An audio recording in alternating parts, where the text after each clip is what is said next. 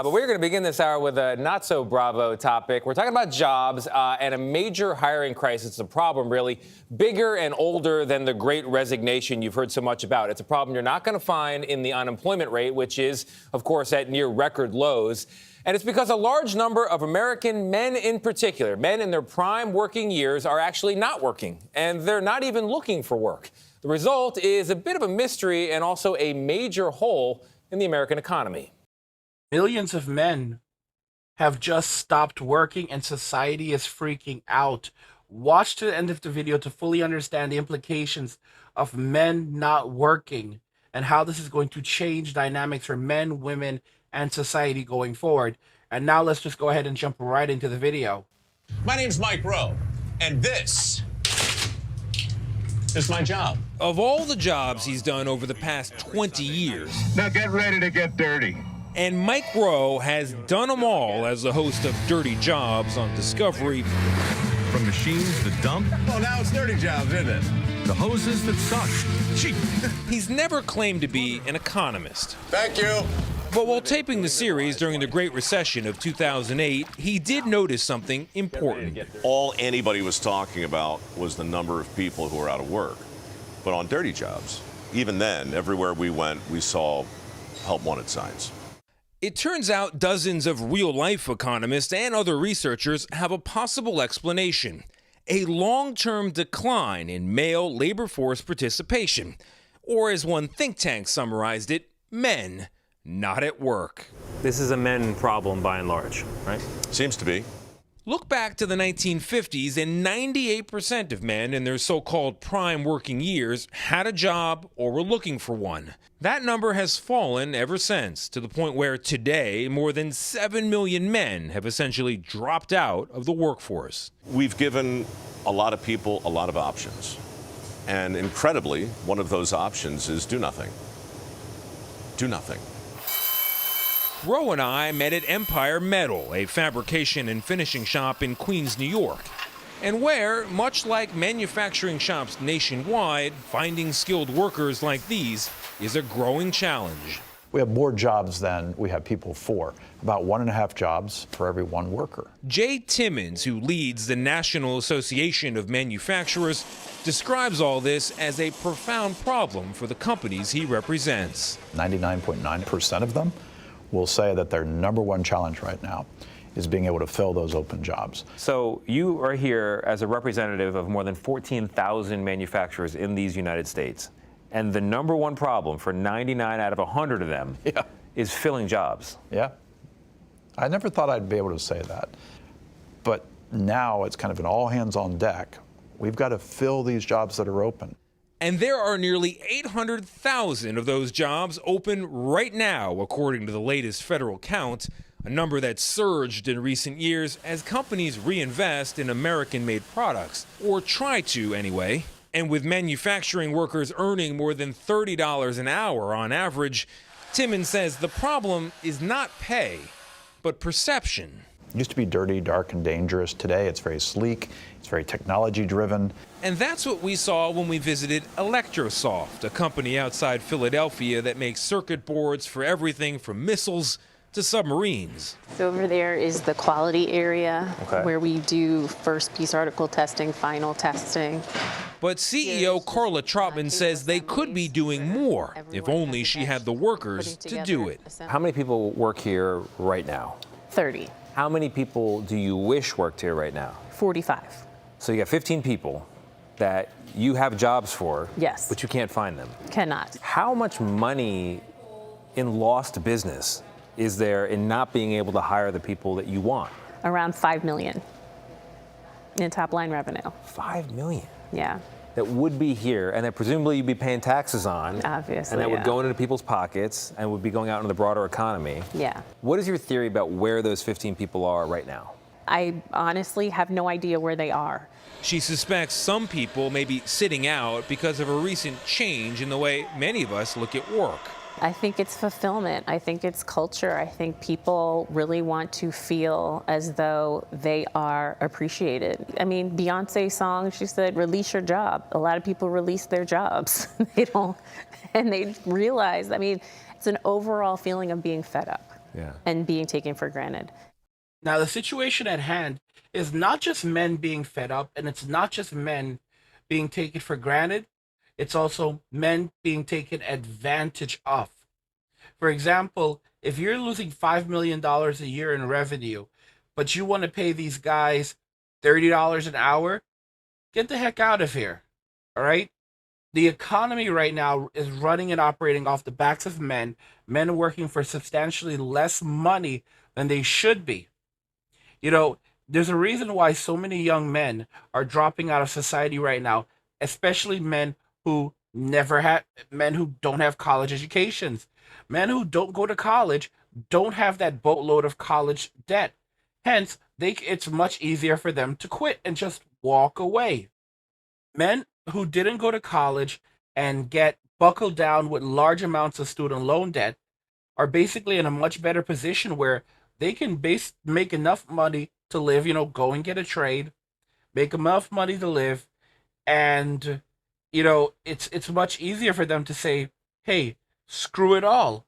I can just go collect Medicaid, get on disability, and I'll have enough money to pay my rent, buy food, because hey, think about this carefully. You get on disability, and it's just and you may still be able to collect food stamps. So you're getting disability that's going to cover your rent. You're getting food stamps that's going to cover your food. You're getting other forms of aid as what you're getting Medicaid, so that's health insurance. So now you have shelter, you've got health insurance, you've got food. There are programs that will help you to cover the cost of electricity and so forth. A cell phone, Metro PCS or Mint Mobile, that's $300 a year. $300 a year to use the T-Mobile network. All right? You're at home most of the time. You've got internet. You've got a nice gaming PC. That is a one-time purchase. That's if you even want a gaming PC. There's a lot of guys who don't need one. Or a nice laptop. Again, many guys are happy with a Nintendo Switch. So you've got a mattress on the floor. That's if you even have a mattress at all, because a lot of guys sleep on the floor. You have a mattress on the floor. The room you rent, or the mobile home or apartment you rent, it's nice and clean. Everything's clean around you. You have very scant possessions. For you, that's a life of luxury and comfort, because the fewer things you have, the fewer things you have to worry about. So you sit about all day playing video games, watching television. A lot of guys can be more than happy with the same couple of video games as well. Like, for example, I have a ton of video games. I have over 200 games in my Steam collection. Most of those were purchased this past year. I have an reasonably extensive Nintendo Switch collection, mostly digital. And I still find myself playing Mario Kart 99% of the time because it's something I can pick up, access quickly, and play. And there's a lot of you guys who say that you're more than happy with even Atari or Super NES or PS3. The point I'm trying to make is that men don't need a lot to be happy. The average man can live happily in a shoebox at the side of the road. The average woman could not. Simplicity is luxury for a man.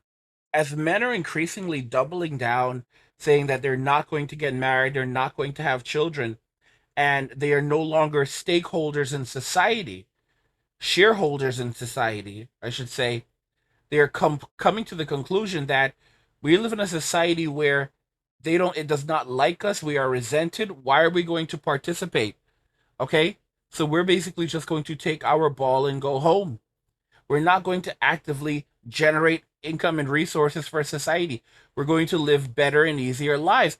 Even for men who have large amounts of student loan debt, it still makes sense to leave your jobs once you realize it's not worth it. If you have tens of thousands or even hundreds of thousands of dollars in student loan debt, the easiest thing to do is say, well, I'm never going to repay it. So there's a couple of things I can do. One, I can go on disability. If I get on disability, I could potentially have that debt forgiven.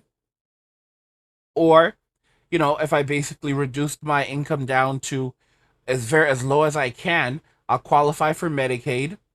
And as long as I can ensure that I have a roof over my head and food, Again, I don't need a lot. I can rent a room. I can live with family. There's a variety of different options I can go through. And as long as I have a roof over my head and access to food, prepare my own food, I don't need much. And with student loan debt, they have a thing called income driven repayment. So if I don't have any income or next to no income, then I basically don't pay anything. So yeah, I have $100,000 or $200,000 in student loan debt. Oh well, I'm just never going to repay it. I'm just going to basically chill. I'm going to relax, and I don't give a damn about life anymore. I'm going to enjoy life as much as I possibly can. I'm going to save as much of my money as I possibly can. Guys, in many states, you can still qualify for Medicare having $30,000 in savings. Yeah, you heard me right. You can have $30,000 in savings between your checking account, savings account, and other assets, and you can still qualify. You can still qualify for Medicaid, free health insurance. All right? So you have your health insurance, you have a roof over your head, and you have food. Once you have these things, and you can figure out utilities, you really don't have anything else to worry about. As I've said, gaming PC or a gaming laptop, a PlayStation 3, some guys are happy with even PS3 these days. But, PlayStation 5, that's a one-time purchase. That's a one-time purchase. Many people are still on PlayStation 4 and they have no intention of moving over to PlayStation 5. 54% of Sony's current generation, of Sony's install base, is on PlayStation 4 still. 54% of gamers are still on PlayStation 4. And many of them will never move over to PlayStation 5. Then you have the PC crowd that are doing things with Steam Deck, or they have a gaming PC or a gaming laptop, and they're spending penny on games, so they don't give a damn. And men are holding on to these devices for years. They're holding on to those gaming PCs for 5, 6, 10 years. All right, they don't give a crap. They just add a new CPU, a new GPU, and they're good. Sometimes just a new GPU, and they're good. And they continue gaming on and playing. Oh, this game doesn't run on it? Oh well, I don't care. I'll just play games that do run on it. And they're chilling, and they're happy as pigs in mud. They have nothing else to worry about, and they save all of their income. And if they need money, they make just enough to survive and thrive and no more. So they're not actively working, and they're not actively looking for work. And women are responsible very much for this, women in society. And guys, as you can see, these men are basically like, men. Without men, there's no manufacturing industry. Women are not the manufacturing industry. The manufacturing industry is primarily composed of men. So if men are not doing these jobs, what's society going to do? And the notion that these jobs will all be replaced by people from other lands who are coming to the U.S. to look for a better life is intriguing, because many of these jobs cannot be done by people who do not have, who are not residents, or in some cases citizens, because of security issues. Guys, men are shutting this down. Look at what happened with the ports, where as soon as these men said that we're not going to work anymore, we're just going to shut this crap, we're just going to shut it down, society had to basically give them what they wanted. The port workers went from making $80,000 a year to now over $100,000 a year. Guys, men are the gatekeepers of society. Okay, men are the gatekeepers of prosperity. And if men basically say, yeah, we're done, that's the end of it, we're going to shut this stuff down, there's not much society can do about it. This is the reason why they want men to watch things like adult content and keep men, fat, lazy, and stupid. So they'll be just willing to keep things running, but not willing to stand up to authority or question anything around them and realize just how hard they're getting screwed and taken advantage of. But there's more. According to one economist, some non-working men face a skills mismatch. A third have criminal records, making them ineligible for many jobs and making employers hesitant to hire them. And many rely on safety nets, such as disability. So you may wonder, what are these guys doing instead of work? Well, kind of what you might expect. Spending nearly 7 hours each weekday on average relaxing, playing games, and watching TV. So how is it, from where you're sitting, from your understanding, that people can do nothing all day and still have enough money for a bag of chips? Oh, well, it's almost as though some entity is paying them. It's almost as if somebody is not letting them fail. It's as if some giant parent somewhere has... An uncle, maybe? Could be a rich uncle, yes. Could be a very wealthy uncle. Or it might come down to values. As many public schools have stopped offering shop class, many students have stopped even considering jobs like the ones Roe has spotlighted, dirty or otherwise. It goes back to the stigmas and stereotypes and myths and misperceptions that are keeping guidance counselors from talking about opportunities like this to the kids in their care. It's those things that are keeping parents from putting all the options on the table. How big of an issue is it to have this many people sitting on the sideline? It's only a matter of our national identity. I think it's a giant issue. And by the time we realize how big an issue it is, we're going to have a hard time turning the temperature down. It's a fascinating story. 7 million men, and they're watching 7 additional hours I was of going to TV say that. and relaxing. Yeah, per that day. figure got me. It's wild. Are the women in their lives or the partners in their lives working? So this is where it gets a little bit political. People on the right will say these guys are just living off government largesse. They're getting disability, they're benefiting from aid, and that's got to be reformed. And people on the left say they just need to be trained up. And yeah, in the meantime, they're living at home or they're depending on partners. You mentioned this skills mismatch, and it just made me think, my grandfather was a machinist, which is a highly skilled job. Not anybody, you have to be trained to do that. And I don't know a lot of machinists now in 2023. And I wonder if people are being trained for that. And he mentions Mike. So Mike Rowe has a foundation called Mike Rowe Works, where he does give people scholarships for that kind of training. That's part of the issue. But like Carla Trotman, the woman in Philadelphia who runs the circuit board manufacturing facility, she'll train you herself. If you're in the Philadelphia area, they're looking for 15 people there. It pays well. It's a nice, clean, quiet place to work. So go there. By the way, some people think, oh, maybe these guys are doing more stay-at-home dadding. That's an optimistic point of view.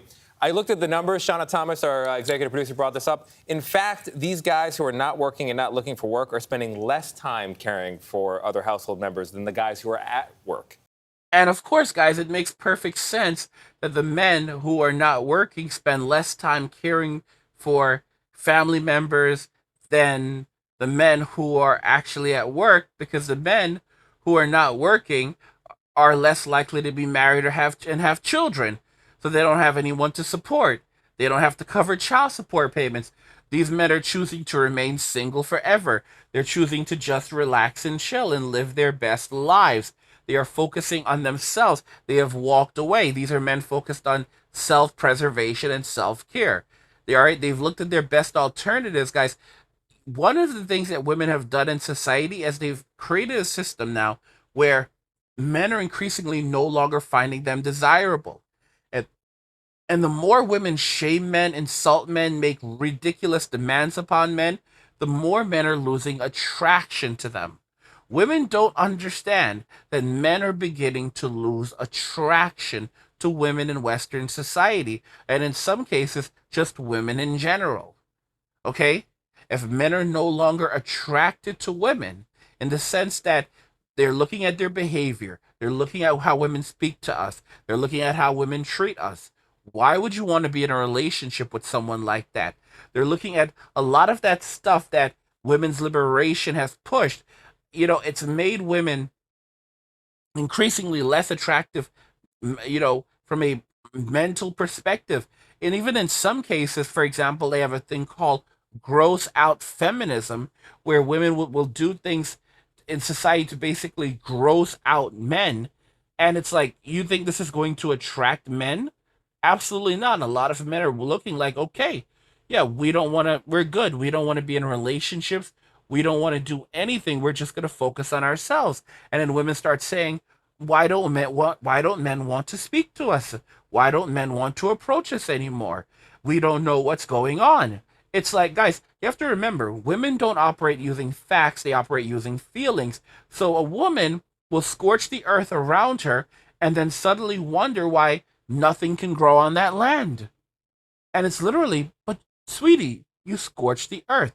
When you scorch the earth, nothing can grow upon that land anymore. Okay? It's destroyed for good. At least for within your lifetime and potentially for the next hundreds of years. That entire land may have, just for the possibility of life ever being able to exist there again, that entire land will have to be redeveloped.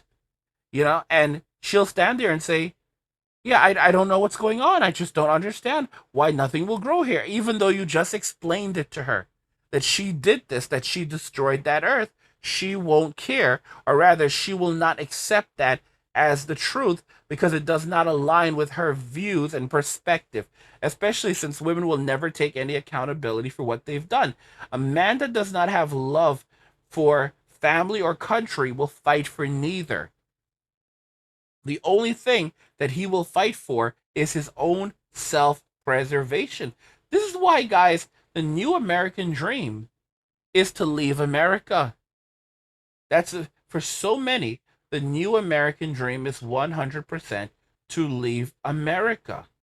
You know, guys, with everything going on in Western society right now, it is so important to understand how to move overseas and do it safely. I have over 10 years of experience as a traveler. I want to share that with you guys. Unlock the secrets to living your best life abroad with the Passport Bros Master Class. Okay, so you're going to learn how to be an expat of the world.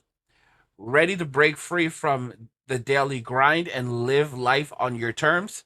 Join the Passport Bros Master Class and discover the new American dream. Leaving America to live where you're welcomed and valued. In this course, you'll learn how to build income and a lifestyle you desire from anywhere in the world, travel safely and avoid scams, benefit from my over 10 years of travel experience as an expat and passport bro, navigate the do's and don'ts of dating overseas, create multiple streams of income abroad. Don't miss out on this opportunity to transform your life. Click the link in the description of the video to learn more and sign up today.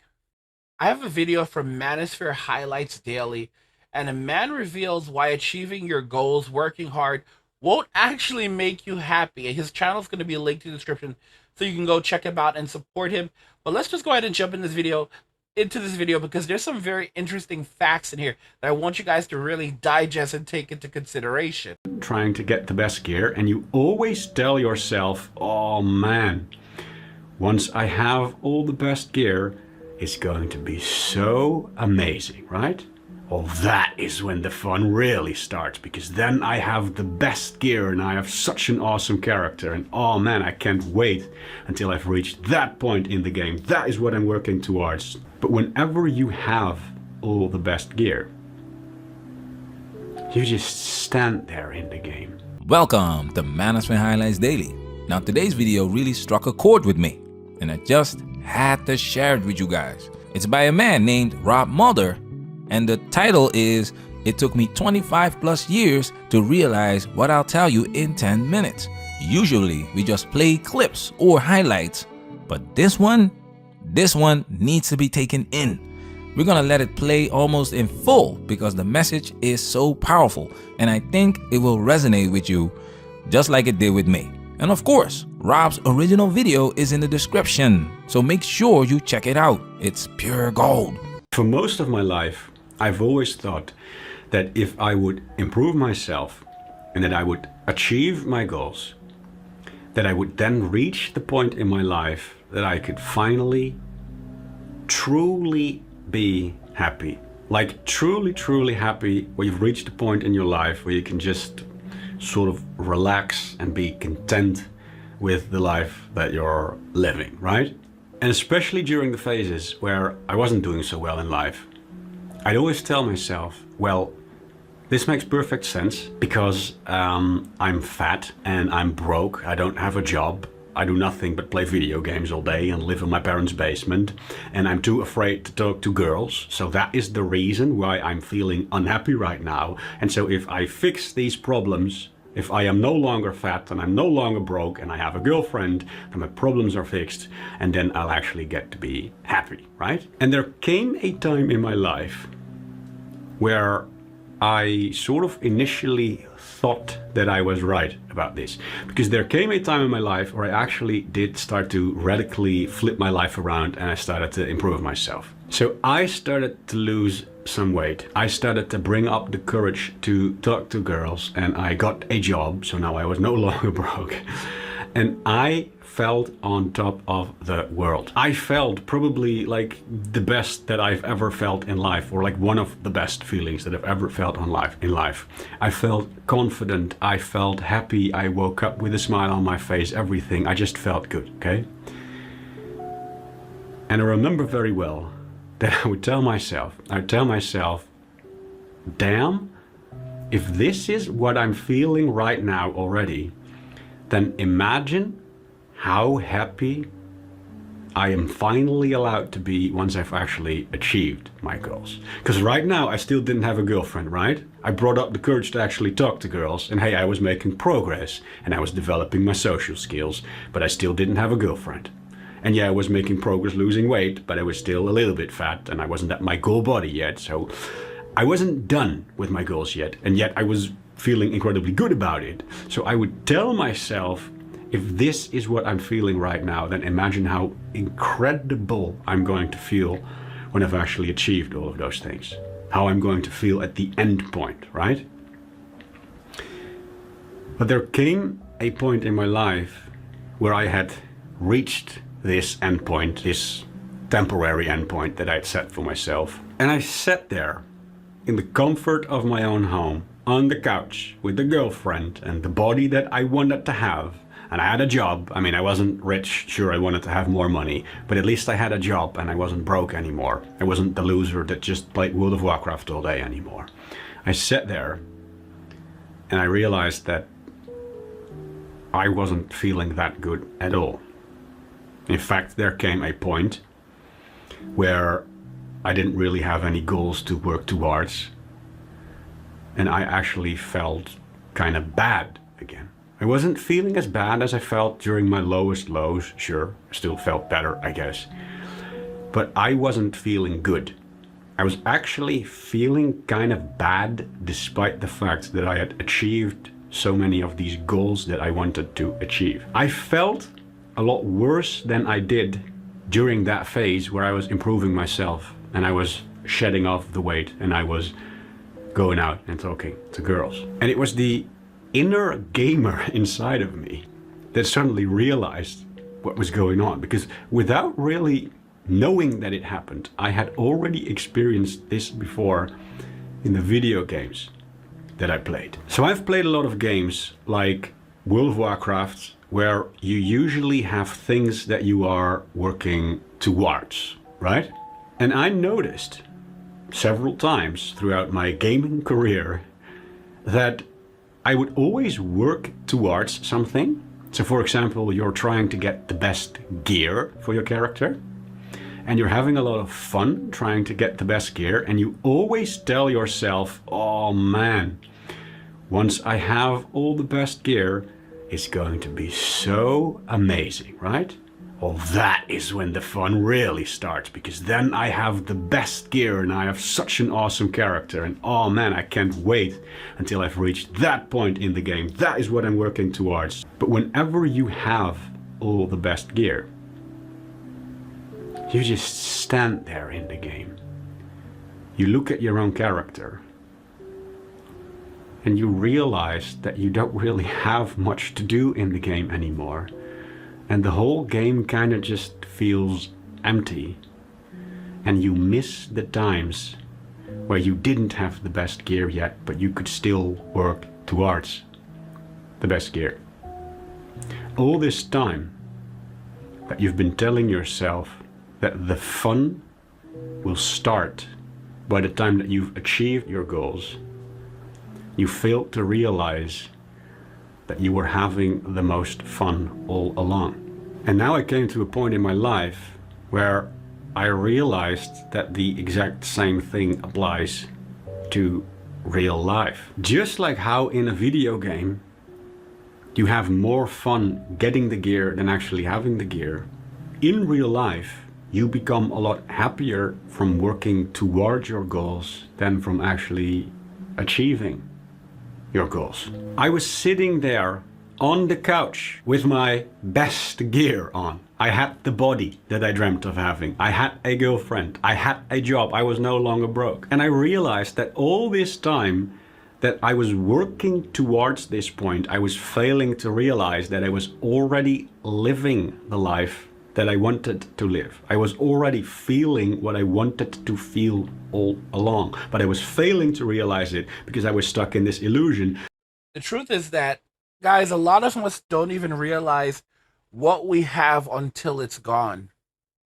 Many guys spend their lives working towards getting in shape, getting the body that they want, the job that they want, building up large amounts of money so they can get the girl. And now they finally have a girlfriend and they suddenly realize this is not even what I wanted. When I was broke or when I didn't have a lot of money, but I was playing video games, living well, eating well, sleeping well, that's when I was happiest. I was living an illusion, okay? I was living a lie. I was working towards something that I thought would make me happy. How many guys thought getting married and having children would make them happy, and if they could go back now, they would never have done it. They never would have done it. Some guys would say, heck, if they could go back in time, they would have never left their parents' house because their parents didn't want them to leave. They didn't, and it was they themselves that decided that, oh, hey, I need to grow up and make that decision. But they could have stayed at home. They could have stayed at home, saved their money, kept working at the video store, at the Target, or wherever. They were making decent money. They could have saved their money, and they would have been better off today had they had just stayed at home. By now, all the years, guys, how many of us, if we could have stayed with our parents, if our parents hadn't been nasty people, you know, in my generation, we were thrown out. We were told to get out by the time we were 18. Many of us had to leave before then. For those of us that had good parents that didn't want us out, if we had stayed with our parents for, 5 years, 10 years, if we had stayed indefinitely and simply, saved our excess income, many of us could have saved easily $3,000, $5,000, even $10,000 a year living at home. How much would that be today? How much money would we have saved in the bank today? The honest truth is many of us would have easily 30, 40, 50, probably well over $100,000. Over the course of 10 years, many of you would have $150,000 to $200,000 between saving and investments. And in some cases, you would have enough money so that you could just live off the interest at this point and only work when you need to. And you would be much happier because you would not have spent 10 years, 20 years of your life working towards something that you thought would make you happy, and now you're just miserable. You feel like you've lost so much and you've been robbed of your life. How many of us chased the idea of happiness, not realizing that those things would not make us happy, that a woman would not make us happy? How many of us went to the gym just because we wanted to get in shape and get the body that we wanted so that we could attract a woman? When the reality is modern women are seeking out the top 5%, really the top 1% of men. And now you look at society and a lot of men are like, we don't even want to have relationships with the ladies in our society. We don't even want to have anything to do with society. Men are withdrawing from society and avoiding relationships. They're going MGTOW, or if they do want a relationship, they're going overseas. How many guys regret not walking away long ago? Think about that now. Guys, don't forget to check out the Angry Guy Clubhouse. You're going to get insights on manosphere topics, exclusive podcasts, and strategies to thrive in today's world. Free subscribers get access to videos, podcasts, articles, and the community chat. Plus, just for subscribing, you'll receive the passive income blueprint to kickstart your journey. Paid subscribers unlock even more with exclusive guides, wealth building blueprints, and regular updates on crypto trends. Don't wait. Click the link in the description and join us now. Women chose the beer and men chose freedom. That's why millions of men have stopped working, because they don't have a dog in the fight. A man that does not have love for country or for family will fight for neither. And women are only going to find themselves in increased states of poverty and destitution as more men walk away from society and choose to prioritize themselves and their own self-preservation over the self-care and over the care and preservation of others, specifically women. They are no longer going to subsidize the living of women, and the average man does not need much. The average man can happily live in a shoebox at the side of the road. Do you agree with these assessments, guys? Let me know what you think, and we will talk about it in the comments. Like the video if you like it. Don't forget to subscribe, and if you like the video, share the video. And just remember that all roads lead to MWM and walking away. And cheers.